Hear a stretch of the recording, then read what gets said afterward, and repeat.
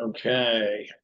Right, we are thankfully past Tisha B'Av. What about you? Always feel a sense of relief, lightness, when Tisha B'Av is over. This year less so because we're still in this horrible tkufa. Oy vey. Actually, I felt more this year. Yeah, I felt very Tisha B'Av this year. Very Tisha B'Av, very Tisha B'Av. Normally, when Tisha B'Av is over, I feel a lightening. Not so much this year, but thank God we're over Tisha B'Av. We are only 7 weeks from Rosh Hashanah. Is that right? 7 weeks. You're right. Correct. Yeah, I could have worked that out for myself, couldn't I? Baruch atah Adonai Eloheinu from Shakone B'Gorah. So, we're not going to get through all of Yom Kippur and Rosh Hashanah davening, are we, in 7 weeks? No. But we'll be lucky to get through UNETANEH TOKEF. But we'll start with UNETANEH TOKEF because it's so central. So, where do we find UNETANEH TOKEF, first of all? Okay, yes. Musaf of Rosh Hashanah and Yom Kippur, just before Kedusha. Okay, now what does that tell us about the prayer? It tells you it's very important, right? Because we had this yesterday, didn't we? And on Shabbat, when we were talking about, careful, don't trip.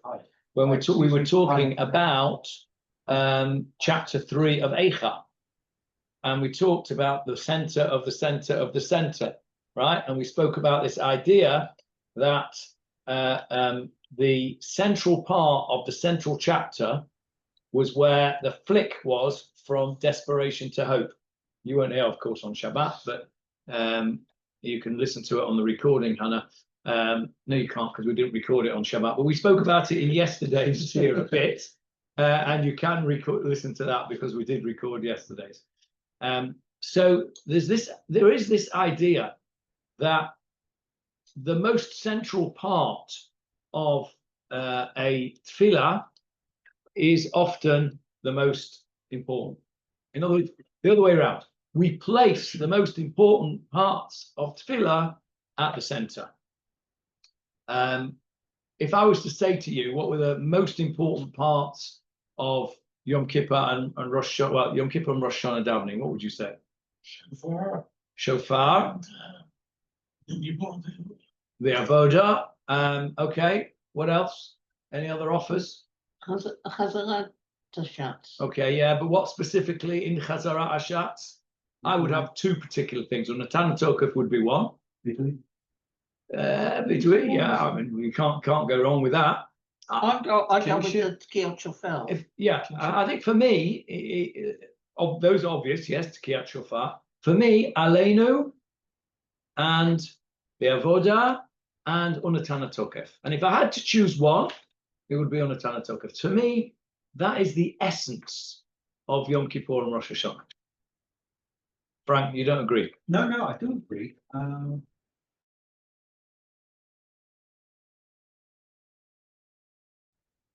As you said, Aleinu, are integral parts of the Tefilah. UNETANEH TOKEF is a piyut that's been added. But whilst when we do different communities, we'll skip piyutim, miss certain piyutim.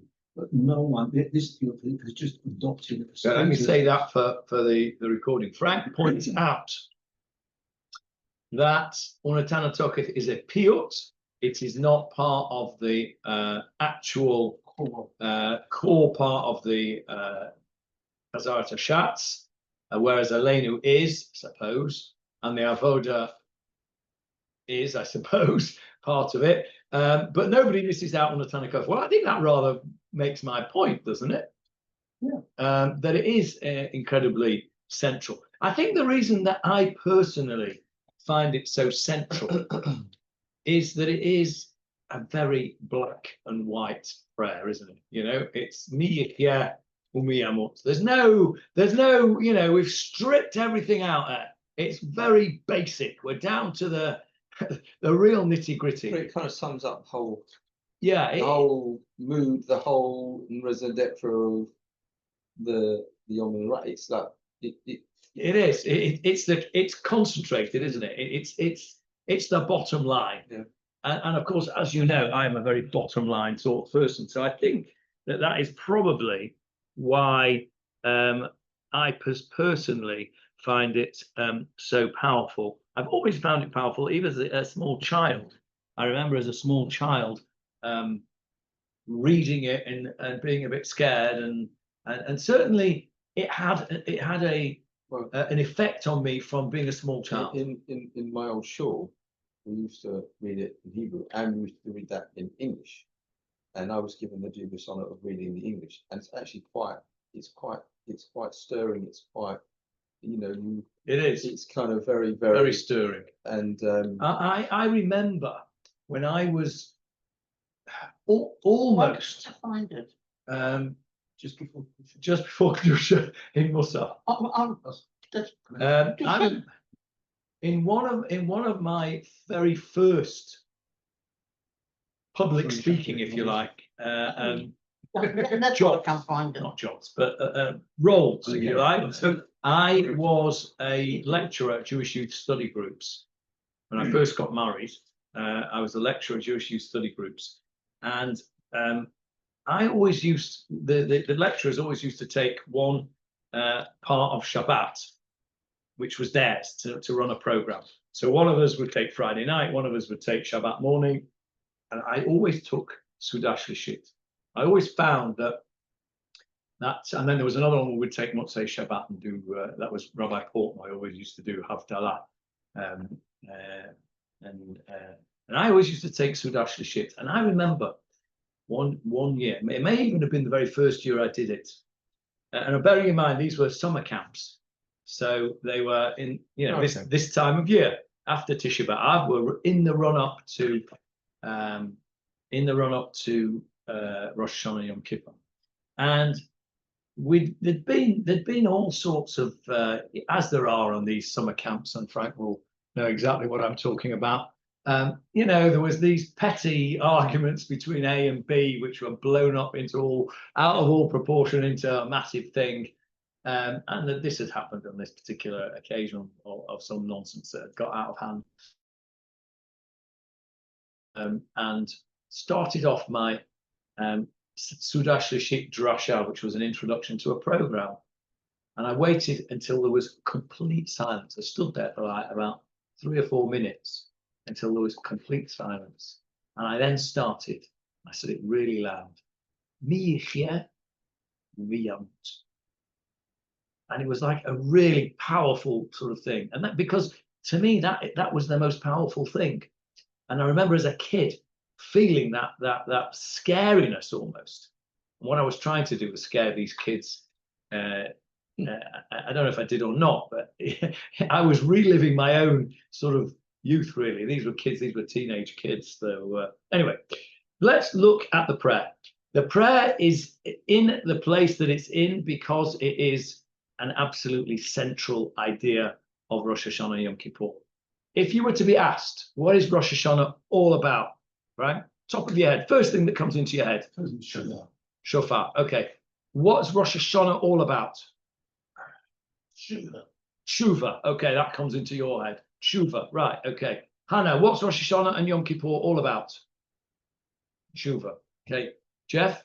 the birth of man. And The birth of man. Okay. Malchus, kingship. Right. Din. What do we call Rosh Hashanah? What's its name? Yom Hadin. Yom Hadin. It's a day of judgment. And this prayer really is the concentrated day of judgment prayer.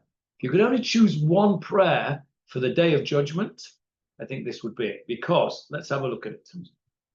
Before we, no, I tell you what, before we actually go into it, there is a legend of the UNETANEH TOKEF prayer, which you may be familiar with. how it became How it became where it is.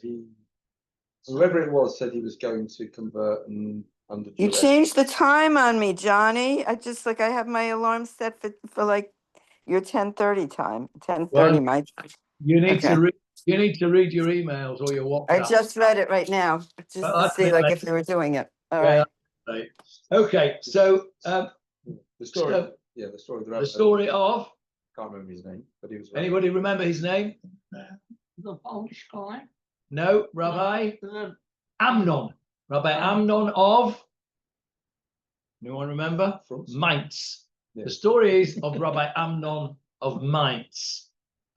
Mainz, we spoke about Mainz actually yesterday because it's mentioned in one of the Kinot.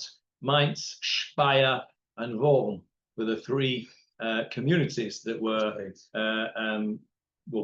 three of the main communities that were decimated in the Crusades. So the story goes of Rabbi Amnon of Mainz around about the 11th century, time of the Crusades, that time, sort of time.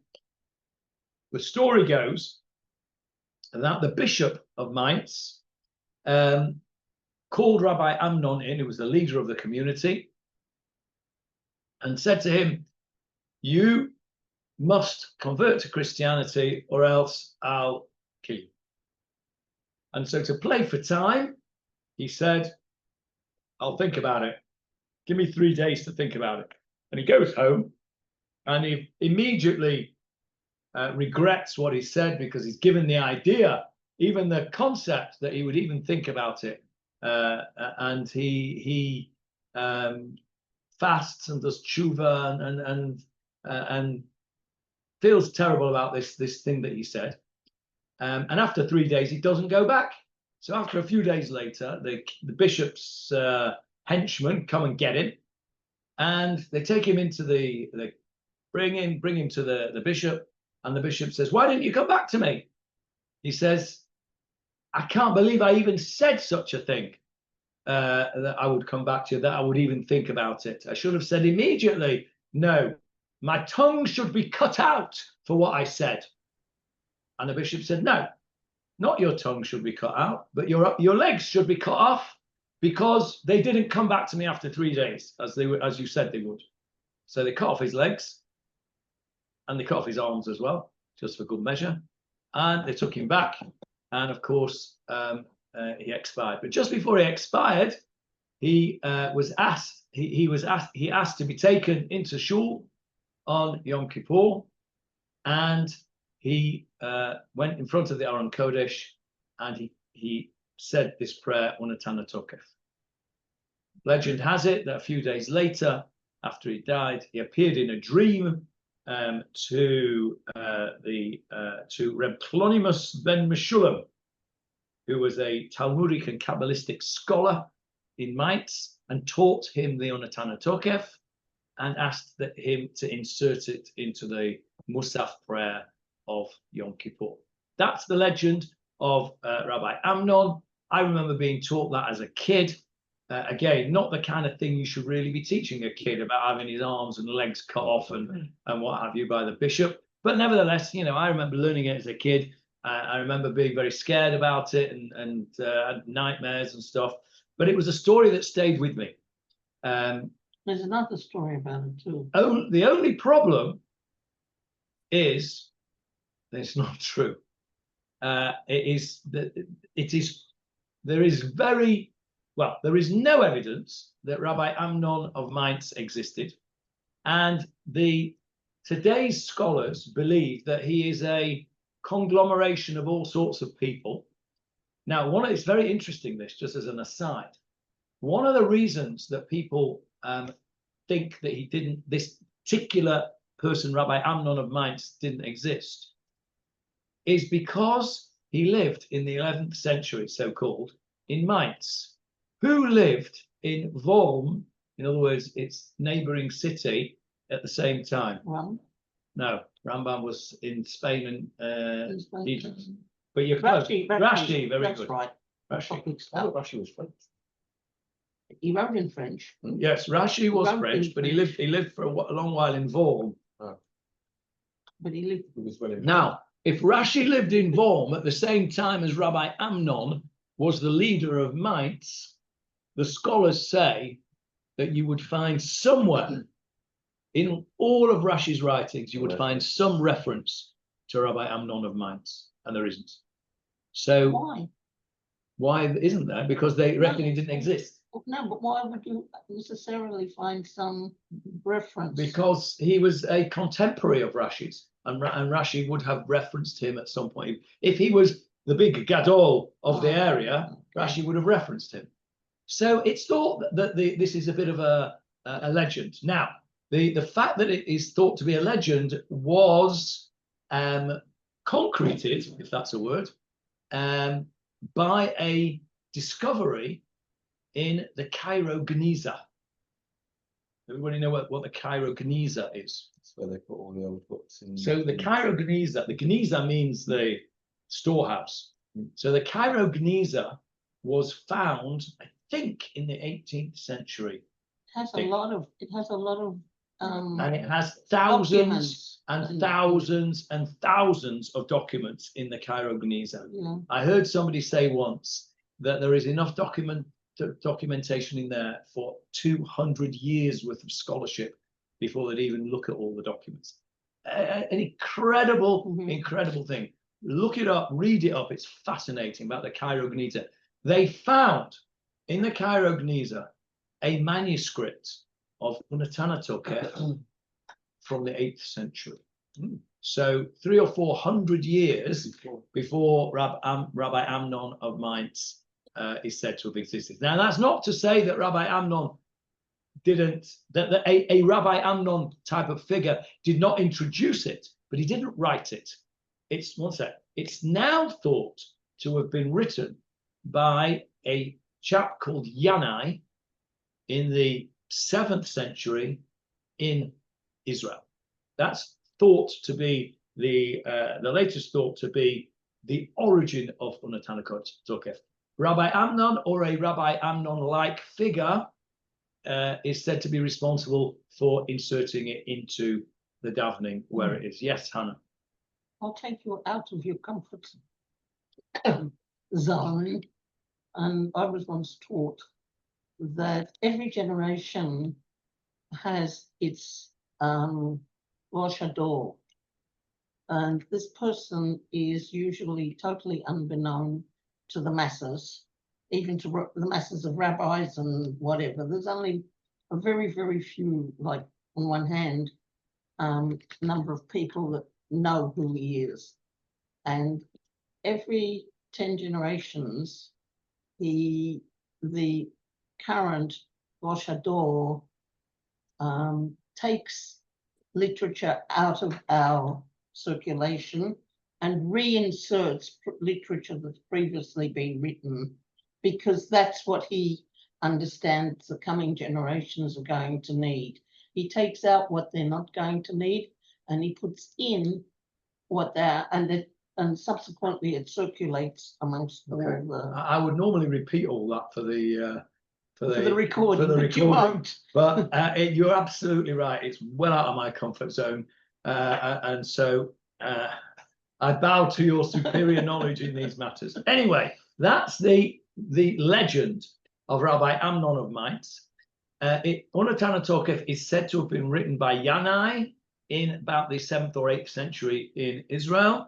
It was inserted into the Tefillot around about the 11th century, 12th century, either by Rabbi Amnon or somebody like Rabbi Amnon, but either way, it's made its way into us, and it is a central Tefilah. Is it only something that found its way into Ashkenaz? No, I don't think so.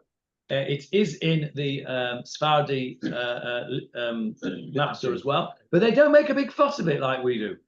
Do you know how it found its way into popular Israeli culture? The Yom Kippur War, and we'll come to it later on. Probably not this week, maybe next week. No. Okay, because I'm going to play you. And by the way, you didn't have to repeat it because we hear it perfect. We heard her perfectly, so you didn't need to repeat it. Right, that's good to know. Thank you, Faye. Yeah. Okay. I'll test you on it later. Right. So we do make a big fuss of it, don't we? Quite rightly so. Let's have a look at some of the wording. Over the next couple of weeks, we're going to go through this, and I'm also going to play some music as well, because there's all sorts of different angles to the music, very different angles, different versions, and it's fascinating how music, even to somebody like me, who is a bit of a musical imbecile, and how music stirs the soul, and certain tunes can transport you to your youth, can transport you to various different places, and this is one of those things. But we're not going to get to the music today. We're going to spend the next week or so, maybe two, going through the words. So let's go through the words. Those of you who've got it in front of you, it will be useful. UNETANEH TOKEF kedushat hayom. UNETANEH, let us give. Okay, let us give out. Let us tell. Let us relate. Now let us relate. It says in the art scroll.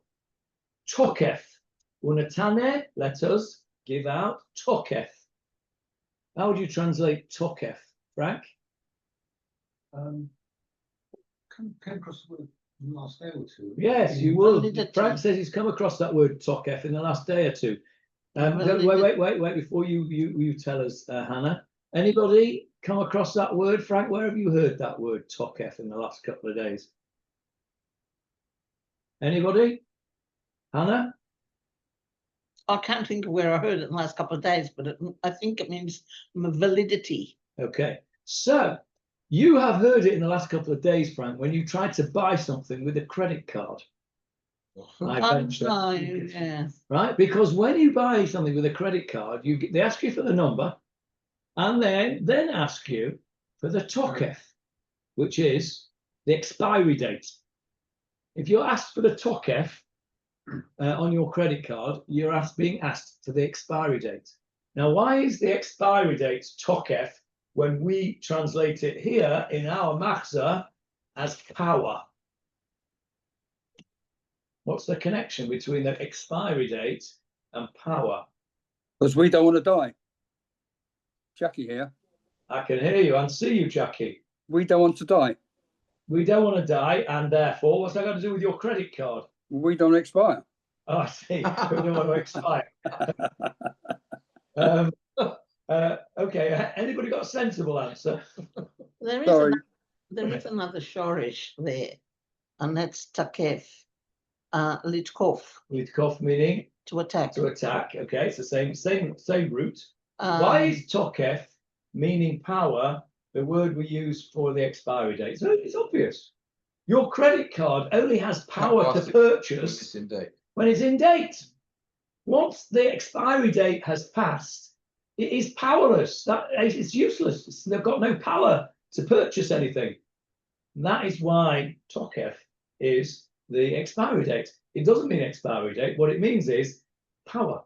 Until what date does it have power to buy?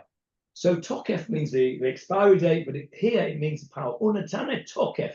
Let us relate the power. Let us relate the power kedushat hayom, of the holiness of the day. The power of the holiness of the day. Yes, Anna. Chabad have got a different explanation. Go on. Let us proclaim the mighty holiness of this day. I think that's the same thing, isn't it? Let us relate the power of the day's holiness and might and power are the same thing. Proclaim. Okay, UNETANEH, we're relating. Relate and proclaim, same thing. Yeah, same thing. Why? Why is this such a holy day? Kihu norah v'ayom. Now, norah. Where have we heard that word before? Yirat Shamayim. Had this discussion a long time.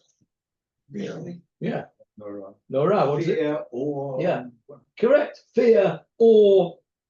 And I think we came to the conclusion that Norah was awe, as in awesome. Awe-inspiring. Yamim no, Nora'im. Or as we might have said in the old town, Yomim Noroim, In the room. right? Yomim Noroim.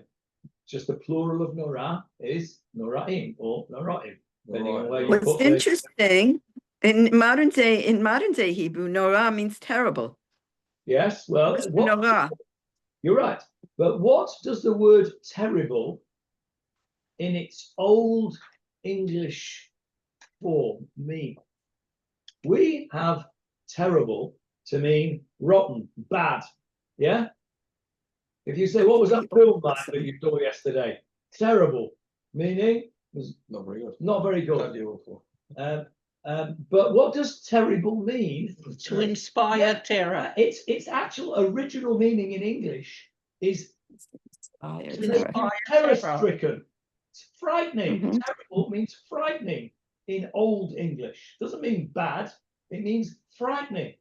And so I would say the translation of these two words, kihu nora va'ayom, I would say that because it is awesome and terrible in its original form, because that's what the meaning of these two adjectives are in this context. I have fearsome.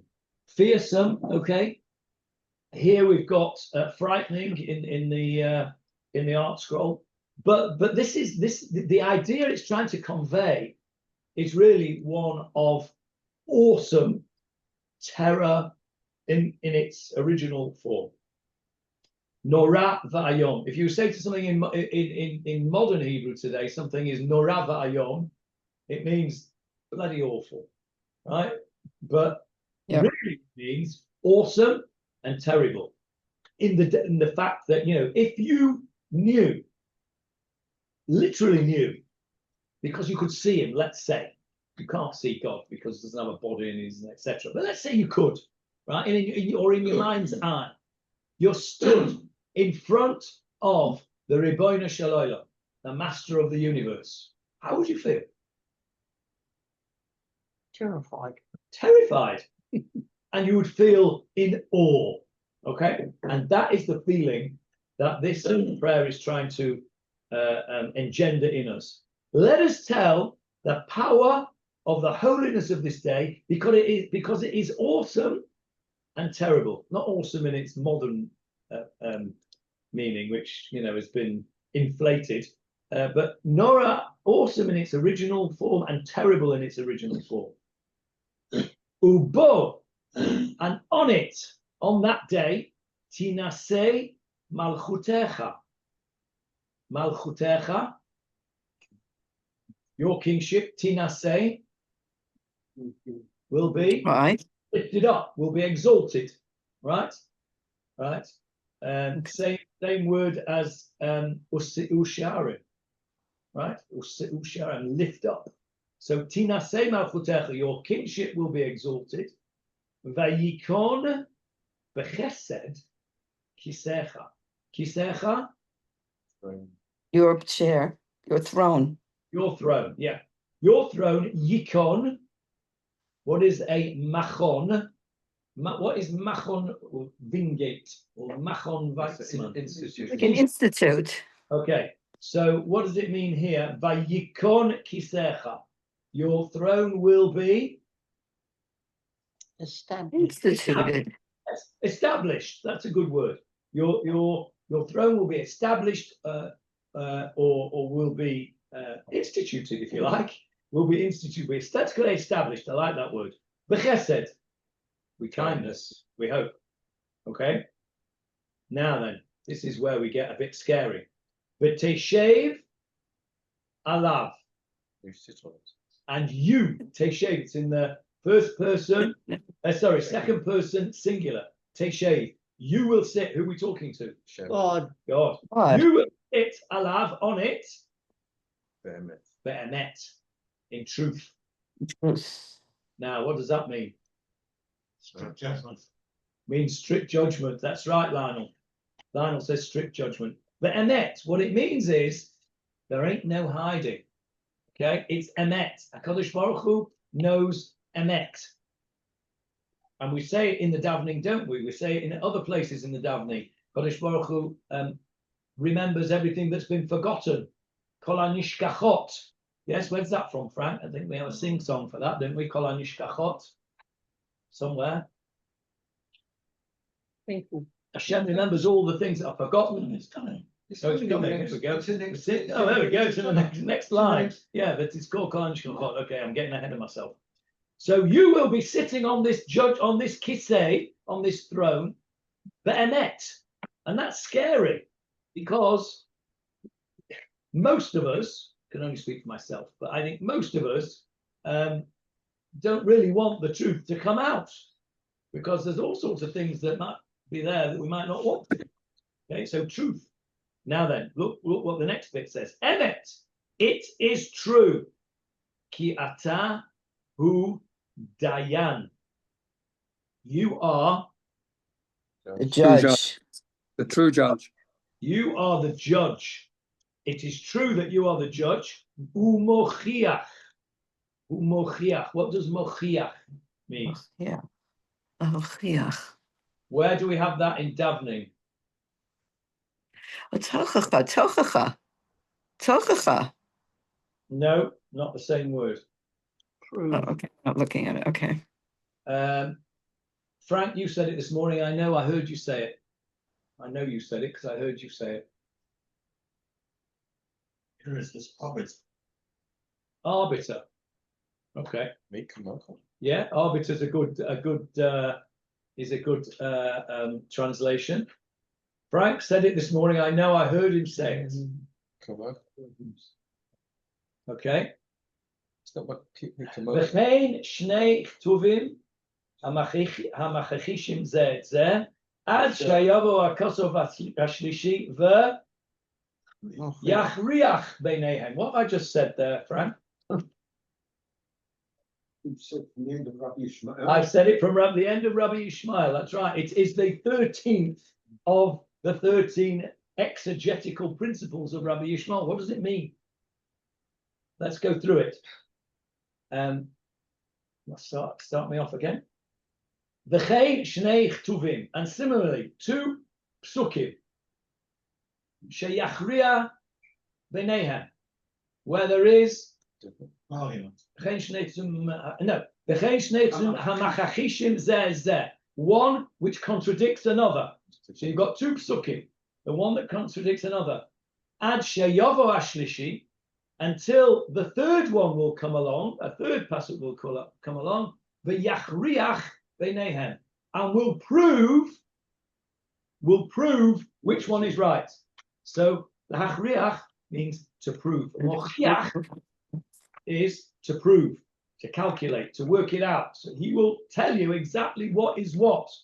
So that pasuk from the end of Rabbi Yishmael, that 13th principle, is you've got two psukim that seem to contradict one another. How do you decide which is which? You find a third pasuk that supports one or the other. That's basically what that means. So here, Dayanu Mochiach, you are the one who judges and proves, right? Proves. V'yodea and knows. Va'aid, Witness. and bears witness. What happens when you have a witness or two witnesses in Jewish law?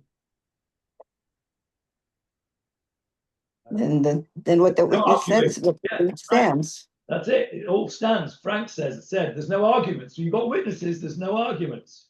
So here, this is very scary. What is this describing? The judgment. The judgment. This is Yom Hadin. This is the court. This is the courtroom. Who is the judge? Kodesh Baruch Hu sat there in his robes and his long shaitel, right? And he's the judge. And who are we? Defendants. Defendants in the dock. We are the defendants in the dock. And we've just said so. Teshev alav be'emet. You will sit. What do we say about a judge? A judge Sits. Yeah, if a judge says to you, my brother-in-law is a judge, and he says, oh, I'm sitting in Bolton today, or I'm sitting in Manchester today. I'm sitting in Poland today. Where he holds. Yeah, he sits. Yeah, you sit on the bench, right? Don't think they have a bench anymore. I think they actually have chairs, but they sit. That's what it's called. Vateshev alav be'emet. Now, in a Jewish court, the judge sits and the litigants stand. Right? In an English court, the litigants are allowed to sit. Unless they're being addressed, in which case they have to stand up. But Teshev alav be'emet, you are sitting in truth. This is the courtroom. This is the actual courtroom that's being described. It's very scary. Emet ki atahu dayan, you are the judge. Umochiach, and you will prove. So you're not only the judge. This is a bit like the French system, where the judge is also the inquisitor. They have it's called the inquisitorial system, where the judge is actually the one that does the investigation. If you want a great example of that, brilliant example of it, watch my favorite movie of all time is The Day of the Jackal. Ever seen The Day of the Jackal with Edward Fox?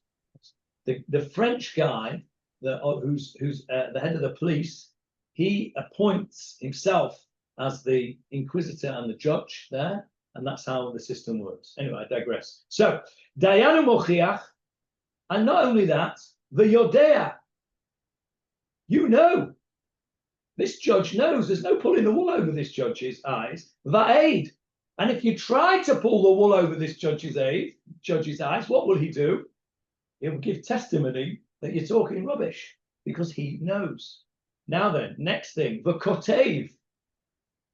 And he writes down. What's he writing down? How long are you going to live?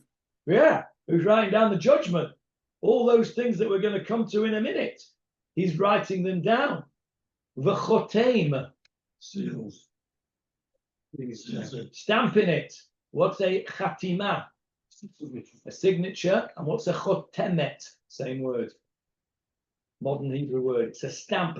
You know the thing that your doctor or your accountant or your lawyer does, right? It's called a chotemet, stamp.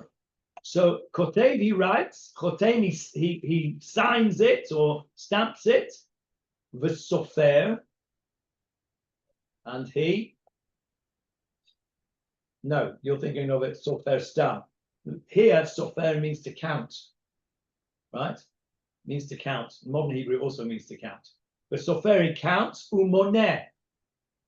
Also to count. Or another word for count. Where do you know that word from? Moneh. Oh, count. That's eliminate is also to a point. It is, but here it means to count. Yeah. Where do you know the word moneh from?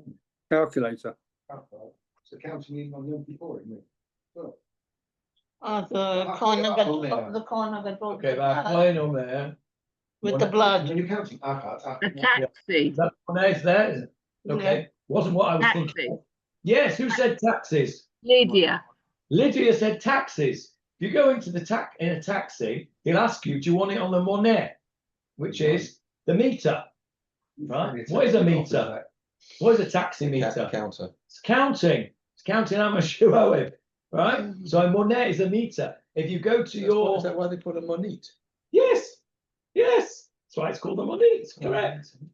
If you go to your use it anywhere. you go to your water thingy and you see that thing that whizzes round when you put the taps on, that's called a money, called a counter. Meter. Okay, so money is a meter. So HaKadosh Baruch Hu here is writing down everything. He's sealing it, stamping it, so there's no getting away from it. He's counting every single beam that you've done, right and wrong. And he's measuring it all. And here comes my words here. V'tizkor kol hanishkachot. Remembers.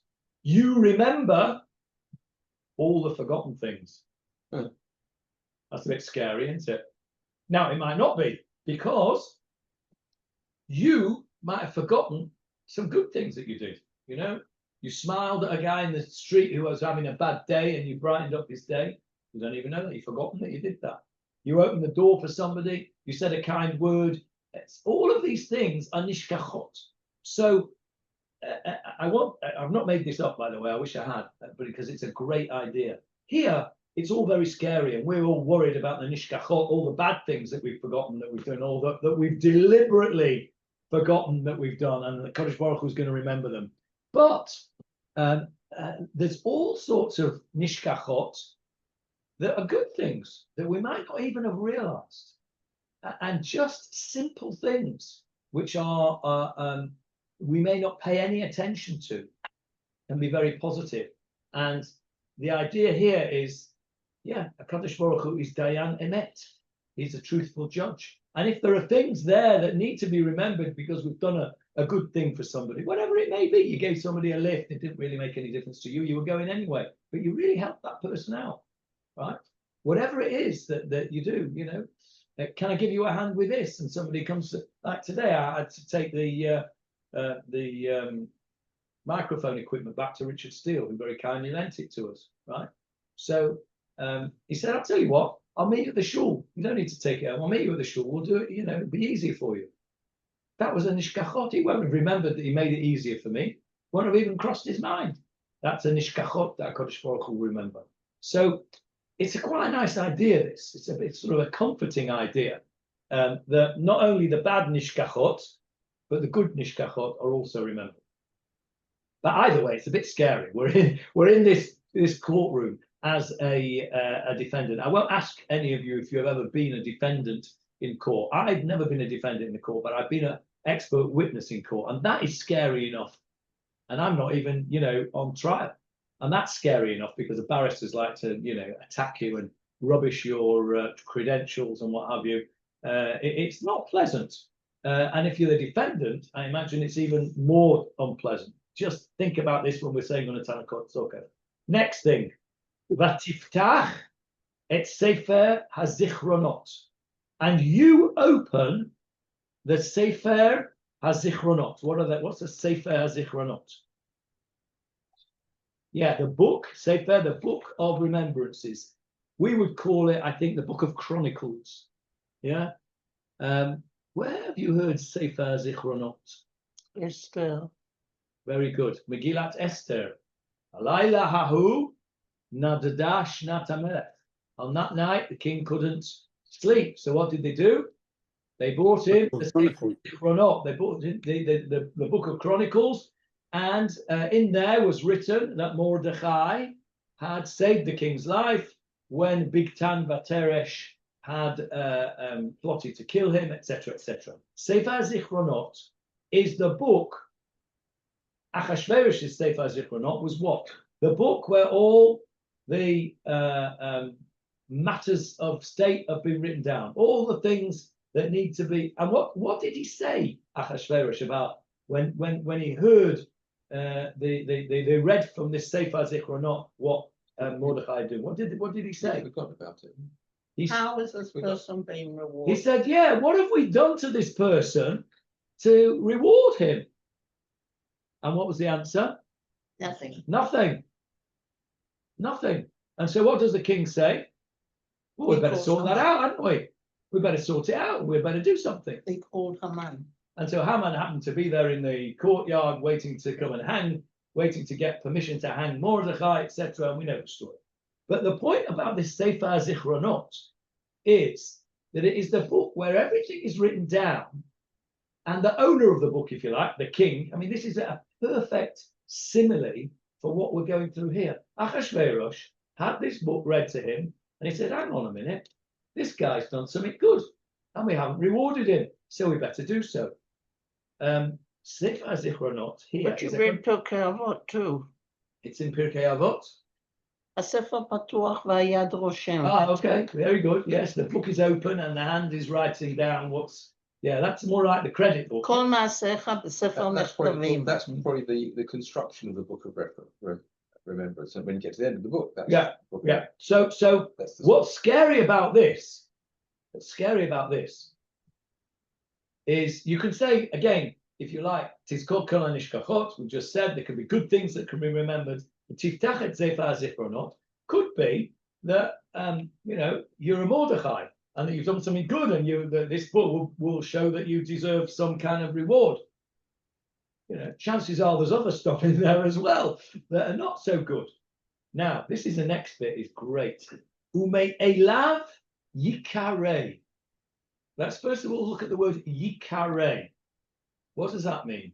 Cool, to read. Will be read. Yes, it's a passive form.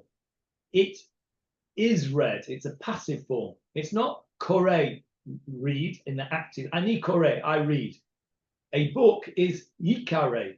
It is read. You understand? It's a passive form of the verb. Me elav. What does that mean? Of itself. Me elav. Of itself. Yes, of itself. What does that mean? The book will speak for itself. Yeah, the book reads itself, right? Can you see? I also. No, fine. No. The book reads itself. Ume elav yikare. And on its own, it reads itself. You know, in recent years, when I've read that, I've had this. Harry Potter. Yes, exactly. That's what's coming to my mind. Harry Potter. Have you ever seen the Harry Potter? Well, obviously, Hannah's seen it. She got the same idea as me. The newspaper, that Harry Potter, it reads itself. It's got moving pictures and the newspaper reads itself. I'm telling you, J.K. Rowling, there's so much of Tanakh and Gemara and stuff that J.K. Rowling, I'm telling you. She's not Jewish. I don't care. She's definitely read all this stuff. So, Umayelav Yikare, this book's reading itself. Now, what does that mean? And we say we have an expression in English, don't we? It Speaks for itself. speaks for itself. It speaks for itself. What does that mean? It's obvious. Yes, yeah. This Sefer Zichronot is open. Batiftach et Sefer Zichronot. Here you are. You're in the dock, and You don't need your to say anything else. your record book, if you like. You know, I have this picture in my head of. I wasn't particularly a good student at school. I wasn't particularly bad either, but I wasn't particularly good. I was, So I have this picture of going to the headmaster when I see this. And at the end of my school year, end of my school career, you had to go to the high master, Manchester Grammar School. The only time he ever spoke to me in the entire 6 years I was there. You have to go and present yourself, and he sort of, as it gives you his blessing for a good career and blah blah blah. Anyway, so you go in there, and he's got this Sefer Zichronot in front of him, the high master, and basically the Sefer Zichronot was all your school reports from the day that you went into school. And we used to get a school report after every term, so there were like 18, 20 different reports, and they weren't all so great, really. So I have this picture, and I'm reading this, of standing in front of the high master. And this book speaks for itself. I can imagine him, he read it before I come in. It's my turn to go in, so he'll get out Lieberman Jonathan, open it up, have a quick look through it. Speaks for itself, I'm afraid. Right? Sefer Zichronot, you will open the Sefer Zichronot, Ume Elav Yikare. It will speak for itself. Now, okay, this is a 16-year-old me in front of the high master.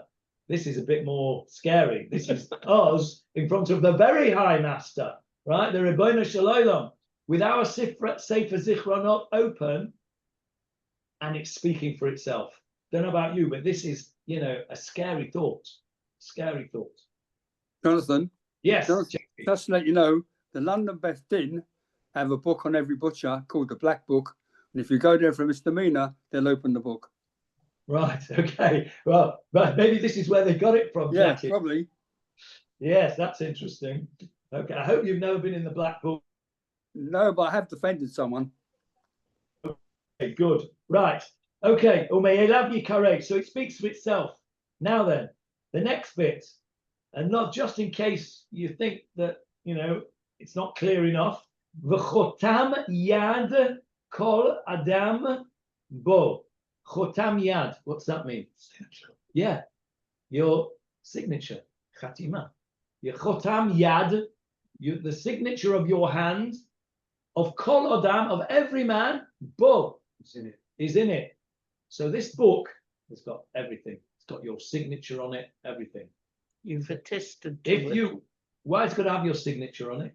because you attested to it. Well, yeah, because if Frank says to me, you lent me £100, I mean, I lent you £100, I want it back. And I say, I never lent you never lent me £100. He says, yes, it is. Here's a document that says, and it's got your signature on it.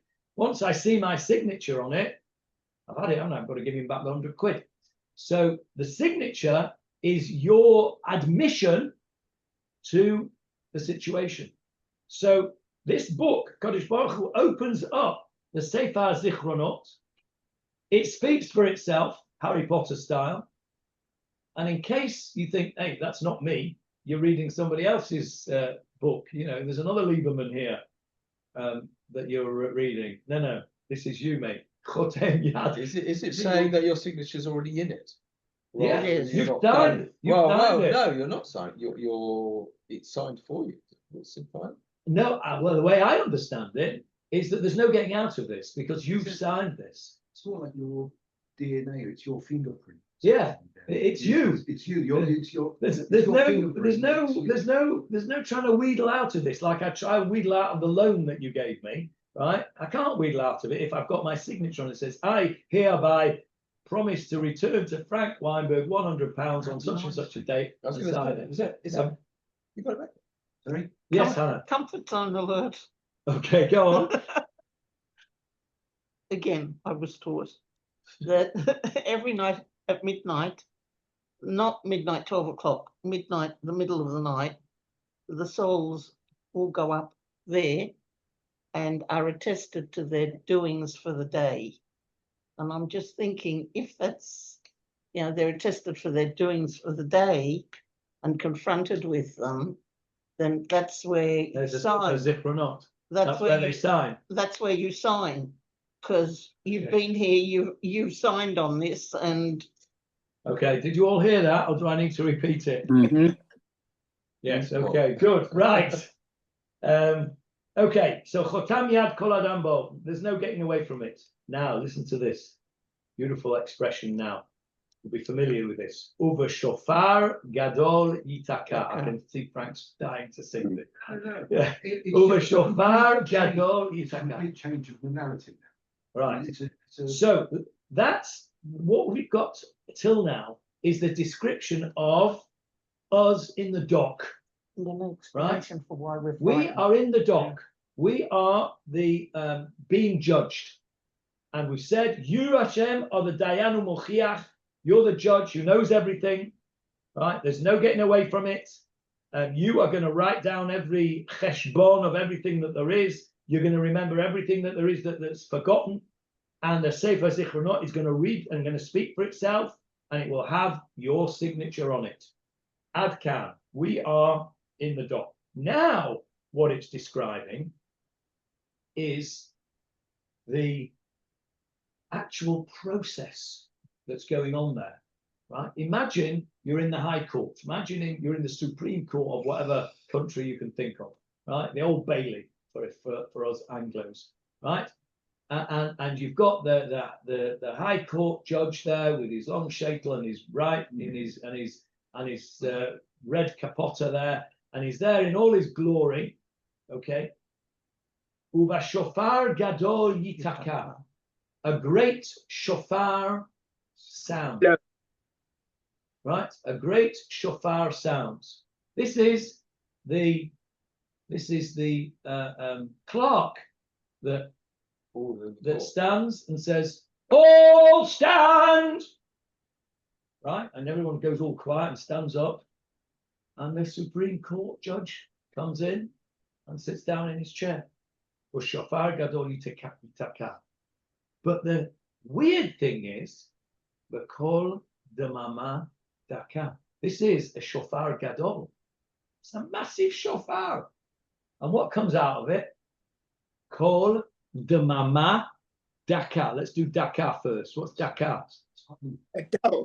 Thin. Daka in dak in Hebrew is thin. Have you ever gone to the shops and bought that very, very thinly sliced pastrami? It's called dak.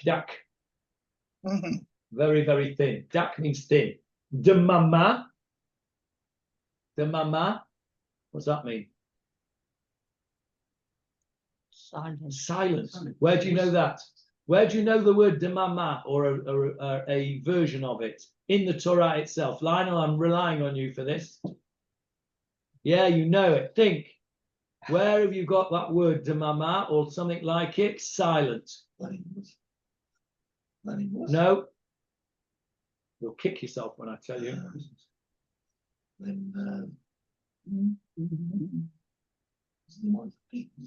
No. Mount Sinai. Anyone? Yom Mount Sinai. Kippur. Anyone on Zoom? Yom Kippur. Yom Kippur. Where do we have the word silent other than here? I'll tell you what I'm thinking of. Vayidom Aharon. Yeah. And Aaron was silent. When was Aaron The silent? two sons were. After the death of His two Nadav sons. and Abihu. Nadav and Abihu are killed. So you're right. Whoever said Yom Kippur is right because it was In the, it was in the they made Eish Zara when they shouldn't, and they are killed. And what does the Torah say? Vayidom Aharon, and Aaron remained silent. And then obviously loads of drashot on that. Here, Kol Damama Daka. This shofar gadol. What do you expect from a shofar gadol? You expect a right royal big noise. I bought for my son Dan when he moved to Australia. I bought him an antelope. No, it was a kudu. I bought him a shofar made out of a kudu horn, which is huge. You need 2 hands. It's heavy and huge, but wow, what a noise that thing makes. Okay, and shofar gadol. But here, the shofar gadol of HaKadosh Baruch Hu is a kol demama daka. What's that trying to tell us here? What's the imagery here?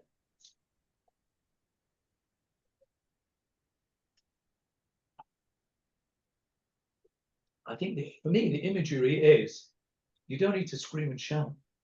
Just a little quiet voice tells you everything you need to know. Because the Yikarim, Elav Yikareh, it speaks for itself. Chotam Yad Kol Adam Bo. You don't need a big shout and scream. A Kol Demama Daka is all you need. Let's just try, before we go, let's just try, you going, Frank? Okay, no problem. We will just try and get a little bit more done because we didn't start bang on time. So look at this next couple of words. Umalachim yechafezun. And the angels, yechafezun. tremble. No, not tremble. Think about the Korban Pesach. How do you eat the Korban Pesach? V'chipazon, meaning in a In hurry. haste. Quickly. Hurry, in haste. So malachim yechafezun, the angels are hurrying about.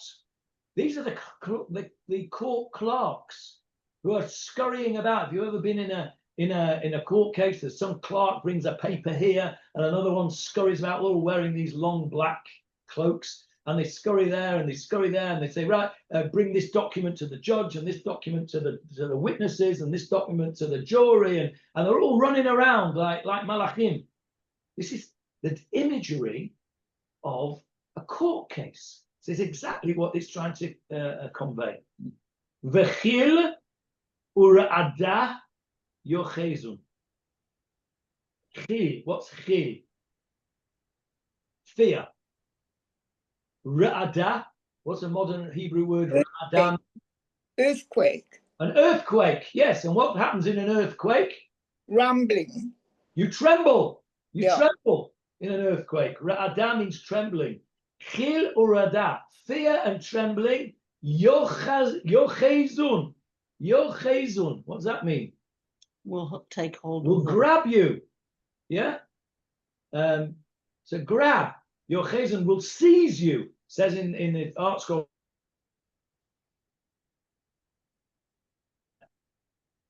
Urada yochezun.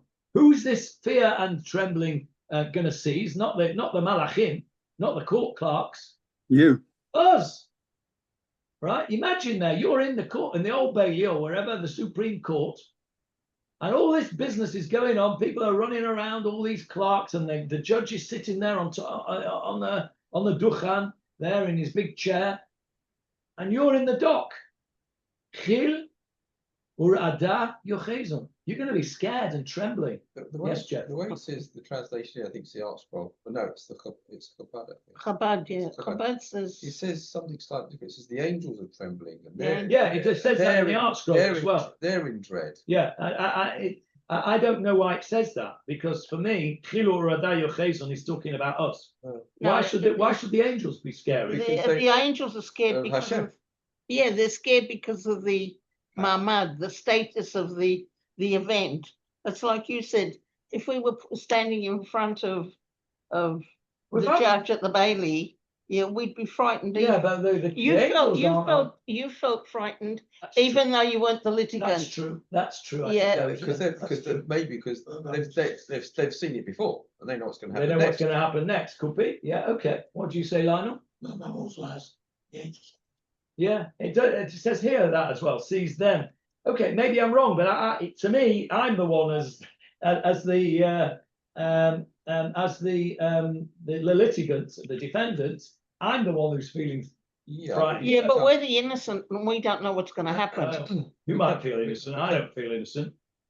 Let's just finish the next. It's just creating the atmosphere Yeah. of the Yeah. courtroom. Correct. That's what this exactly that point. Doesn't matter who's trembling. We're all trembling, right? It's the atmosphere of the courtroom. That's exactly what it's trying to convey to us. Shofar gadol yitaka, marachim yechafezon. Everyone's running around. Chilur ada, trembling. Vayomeru, and they say, who are they? The angels here. This is the angels, right? This is the court clerk saying, Hine Yom Hadin. Behold, The this, day- guys, it's Judge- the day of judgment. This is it. This is what you've been working up to for the last 364 days. Yom Hadin has arrived.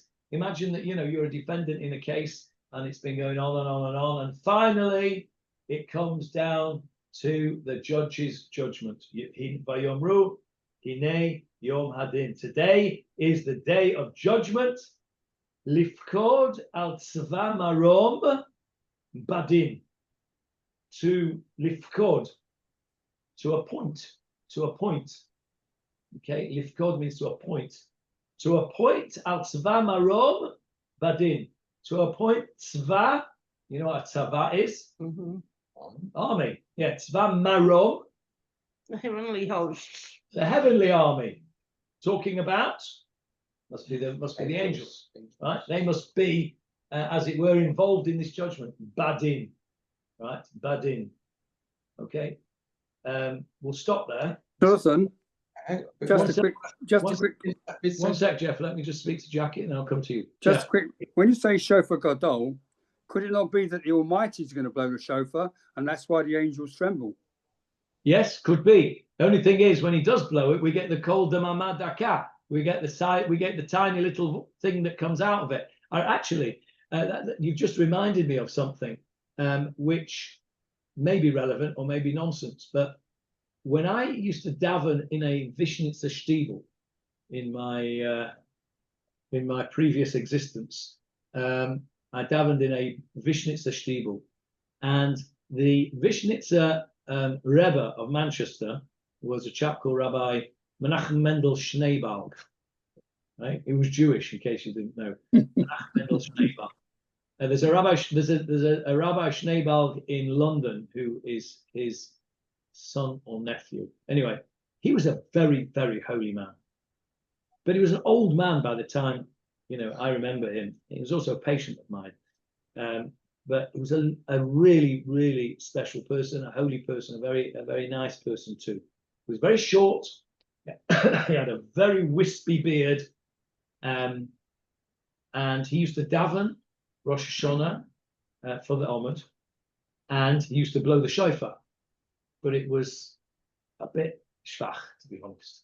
The shofar was, it wasn't a shofar gadol. It was a bit of a kol damamad daka, but it was still very, very powerful, because I was looking at him and I could see this holy man. I mean, he looked holy. He would wear, he was a Rebbe, so he had a Rebbeischer kittel on, with a big Atorah talus, with a big Atorah.